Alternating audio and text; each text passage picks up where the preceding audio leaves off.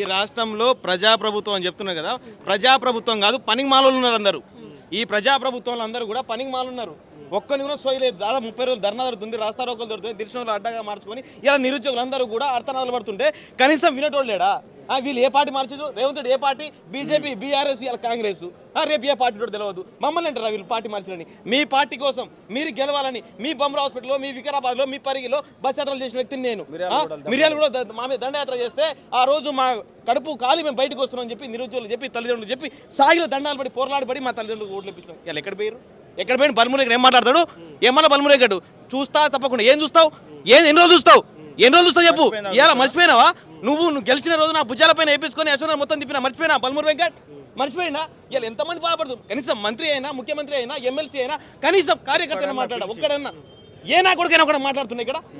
ఎవడైనా ఇలా ఏం తప్పు చేసినావని అంటే వీళ్ళని గెలిపించి అధికారం తీసుకొచ్చి తప్ప అంటే ఓట్లు మాయి, సీట్లు మీకు, లాఠీ దెబ్బలు మాకు, ఎఫ్ఐఆర్లు మాకు. ఇలా జైల్లో పోతే కాళ్ళు గుంజుకుంటూ తంతురా మమ్మల్ని. ఇలా పోలీసులు అరెస్టులు, ఇలా ఎఫ్ఐఆర్ చేపిస్తారా? ఆ రోజునే గన్ పార్క్ సైడ్ రండి ప్రైవేట్ భవన్ ముట్టడి చేయని చెప్పారు. ఇలా అదే గన్ పార్క్ ప్రైవేట్ భవన్ ముట్టడి చేస్తే మా మీద అరెస్ట్ చేస్తారు. ఎవరండి వీళ్ళందరూ? ఏం తెలుసని వీళ్ళకు? ఇలా తెలంగాణ ఉద్యమం చేసిన వీళ్ళు ఏం తెలుసని? ఇలా పల్లి పట్టానికి మమ్మల్ని పనికిరాడు కాంగ్రెస్ పార్టీ కార్యకర్తలు. ఇవాళ ఏం అడుగుతున్నాం? పిల్లలు ఏం అడుగుతున్నారు? మీరు ఏం మాట్లాడుతున్నారు? నిన్న నల్గొండ సభలో మాట్లాడుతున్నారు 70,000 ఉద్యోగాలు ఇచ్చినాం. ఎవరికి ఇచ్చినా ఆయన పీక్ ఉద్యోగాలు? రా దమ్ముంటే రా, అశోక్ నగరో దిల్సునగరో అడ్డకు రా, మాట్లాడతాం. ఎవరికి ఇచ్చిన ఉద్యోగాలు? నువ్వు సీఎం ఉన్నంత సేపే నీకు గౌరవం. ఒక్కసారి కనుక మేము రాజ్యాంగం కాదు, రాజ్యాంగ పదవి కాదని మేము పక్కన పెడితే మీరు కూడా ఉండరు. మేము ఇది చాలా కోపంతో, ఆక్రోధంతో అంటున్న మాటలు ఇవి. ఎందుకంటే మేము రాజ్యాంగాన్ని గౌరవిస్తున్నాం కాబట్టి ఆ రాజ్యాంగ పదవి మా కష్టమే. అది 5,000 పోస్టులతో కాంగ్రెస్ పార్టీ గెలిపించినాం. బరాబర్ బెదిరిస్తాం. ఏ నాయకులు 33 లక్షల మంది అందరూ ఓటేస్తేనే ఇలా కాంగ్రెస్ పార్టీ గెలిచింది. 33 లక్షల నిరుద్యోగులు బయటకు వచ్చి ఆ రోజు బీఆర్ఎస్ పార్టీ పక్కన పెడితే ఇలా కాంగ్రెస్ పార్టీ వచ్చింది. బరాబర్ బెదిరిస్తాం. మా రక్తం చుక్క అక్కడ రోడ్డు మీద పడేసి ఇలా ఓట్లుగా మార్చి, సిరా చుక్కగా మార్చి ఇలా ఓట్లు ఇప్పించినాం. ఎవరికి భయపడాల్సిన అవసరం లేదు. ఏ పార్టీ దగ్గర పోవాల్సిన అవసరం మాకు లేదు. ఎందుకంటే మీరే రంగులు మార్చి, రక్తాన్ని మార్చి ఇలా మా దగ్గరకు వస్తున్నారు. కానీ మేము ఏ వ్యక్తి దగ్గర పోయి ఇలా అది కావాలి, ఇది కావాలని లేదు. మీరు ప్రభుత్వంలో ఉన్నారు, ప్రభుత్వం పెద్దగా ఉన్నారు. మాకు కావాల్సింది ఏంది? 5,000 వద్దు, మాకు 5,000 సరిపోవట్లేవు. ఈ 3 జిల్లాలకు సరిపోతాయి, మిగతా 30 జిల్లా నిరుద్యోగులు అన్యాయం అయిపోతారని చెప్పేసి మాట్లాడుతుంటే ఇవాళ ఒక్క ఎమ్మెల్యే అయినా, ఒక ఎమ్మెల్సీ మాట్లాడారు. బల్మూరు వెంకట్ని కలిసినప్పుడు మీరు ఒక పార్టీకి అఫిలియేటెడ్ ఉన్నారు అంటూ కూడా ఆయన కామెంట్ చేశారు. ఏం బల్మూరు వెంకట్కి మేము బల్మూరు వెంకట వెనక తిరిగినప్పుడు గుర్తురాలేదు పార్టీలో? ఆ రోజు బల్మూరు వెంకట మేము భుజాన పైన వేసుకున్నాం కదా, కోదండరామ్ సార్ భుజాన వేసుకుని అశోక్ నగర్ చౌరస్తా ఆర్టిస్ట్ కార్డు వరకు భుజాన పైన వేసుకున్నాం. ఆ రోజు గుర్తురాలేదు పార్టీలు? మరి రాహుల్ గాంధీ వచ్చిన పార్టీ గుర్తురాలేదా? ప్రియాంక గాంధీ వచ్చిన పార్టీలు గుర్తురాలేదా? ఆ రోజు మీరేం చేసిర్రు? అప్పుడు ఏ పార్టీ? మేము అసలు నిరుద్యోగి పార్టీ ఉంటుంది అసలు? ఆ క్వశ్చన్ వేయడానికి ఏదంటే ఒక నింద మోస్తే, ఒక ఇది చేస్తే, ఒక వీళ్ళు భయపడ ఎవరు భయపడాలి? ఎవరికి భయపడాల్సిన అవసరం కూడా లేదు. ఇది తెలంగాణ రక్తం. ఇది నిధులు నియామకాల కోసం కొట్లాడించుకున్న తెలంగాణ. మీరు కనుక మమ్మల్ని బెదిరించి కేసులు పెళ్ళేస్తే ఇంకా మీకంటే పెద్ద హీరోలే అవుతాం. కానీ ఎవరికి భయపడాల్సిన అవసరం లేదు. మీరు బరాబర్ 19,000 ఉద్యోగాలు ఇవ్వకపోతే మీకు చెప్తున్న వినండి రేవంత్ రెడ్డి గారు, మీ ప్రభుత్వానికి రోజులు లెక్క పెట్టుకోండి. రోజులు లెక్క పెట్టుకోవాల్సిందే. మీరు ఎన్ని రోజులు ఉంటారో అన్ని రోజులు మీరు లెక్క పెట్టుకోవాల్సిందే. బరాబర్ 19,000 ఉద్యోగాలు ఇచ్చారనుకో, మేమే భుజాల పైన వేసుకొని ఇక్కడ 150 కటౌట్ రేవంత్ రెడ్డి గారు మా హీరో అని చెప్తాం. మీరు కనుక అదే కనుక 5,000 ఇస్తా, 6,000 ఇస్తా, 7,000 ఇస్తా, నేను నగరాలు మాట్లాడుకో. రోజులు లెక్క పెట్టుకోమంటున్నారు. 2034 వరకు ఆయన ఒక టైం పెట్టుకున్నాడు కదా. ఉన్న 2 సంవత్సరాలు ఉన్నామని చెప్పు. నేను కూడా సీఎం అయితేనా? 2034 నేను ప్రధానమంత్రి అవుతున్నా. మీరు నమ్ముతారా? ఇవన్నీ ఉత్తమ చెట్లు. భయం, గుండెల్లో భయం పరిగెడుతుంది, రైలు పరిగెడుతున్నాయి. నిరుద్యోగులు ఏం చేస్తారని చెప్పేసి. నేను కూడా 2030 నేనే సీఎం అంటాను. మీరు నమ్ముతారా?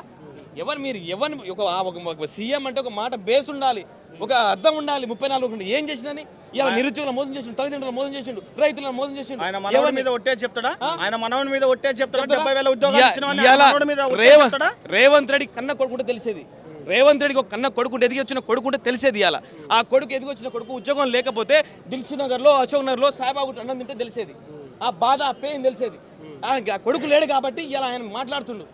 ఇలా ఒక కూతుర్ని పెళ్లిచ్చి చెప్పించింది కాబట్టి ఏం బాధ లేదు. కానీ ఆయన లాంటి కొడుకులు మేము ఉన్నాం, బాధ్యతగా స్వీకరించిన తర్వాత కూడా ఆయన మాట్లాడడం బాధాకరమైన విషయం. మీరు బరాబర్ చెప్పుకోండి, బరాబర్ చెప్తున్నాం. ఈ తెలంగాణ నిరుద్యోగుల సాక్షిగా చెప్తున్నాం. మీరు కనుక 19,000 ఉద్యోగాలు లేకపోతే మాత్రం మీరు రెడీ పెట్టుకోండి లెక్కలు. మీరు ఇంతమంది రోడ్డు మీదకి వచ్చినా కూడా మళ్ళీ ప్రభుత్వం క్యాబినెట్ మీటింగ్ అయిపోయిన తర్వాత కూడా వాళ్ళు పట్టించుకోకపోతే మీరు ఏం చేయాలి? ముట్టడిస్తాం. 15 లక్షల అంటే మేము ఈ 15 లక్షల మంది కోసం 5 మంది విద్యార్థులు త్యాగాలైనా చేస్తాం. రాకపోయినా చరిత్రలో మిగిలిపోతాం. తెలంగాణ రావడానికి శ్రీకాంచారి బలి చేసుకున్నారు. వాస్తవం. ఒక్క శ్రీకాంచారి బలిదానం వల్లనే తెలంగాణ వచ్చిన విషయం అందరికీ తెలిసిన విషయమే. మా లాంటి ముందున్న 5 వర్షంలో ఏమైనా చేసుకున్నారనుకో, ఏమైతుంది ప్రభుత్వం ఆ? అంటే జైల్లో అంటే పెడతారు. జైల్లో పెడతారు, ఏం పెడతారు, జైల్లో పెడతారు. జైల్లో అరే మా తల్లిదండ్రులు ఎంత బాధపడుతుంది తెలుసా? ఇలా టీవీలో కనపడితే బాధ అనిపిస్తుంది. ఏమని ఏం చేస్తున్నావు కొడకా నువ్వు టీవీలో ఏం చేస్తున్నావు అని చెప్తున్నారు. అరే చదువుకోవాల్సిన మైక్ ముందు మాట్లాడే పరిస్థితి ఎందుకు వచ్చింది? ఇలా రోడ్డు మీద రావాల్సిన పరిస్థితి ఎందుకు వచ్చింది? దాని గురించి మాట్లాడండి మీరు.